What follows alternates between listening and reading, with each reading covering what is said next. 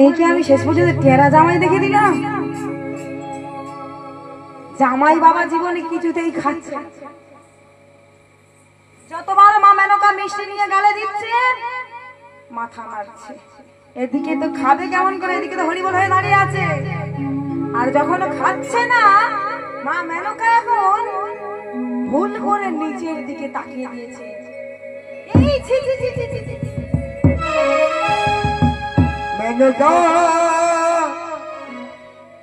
যেই না ছি ছি বলে পালিয়ে যাচ্ছে সখীগণ ধরেছে। ও মেনকা যাচ্ছে কোথায়? ও মেনকা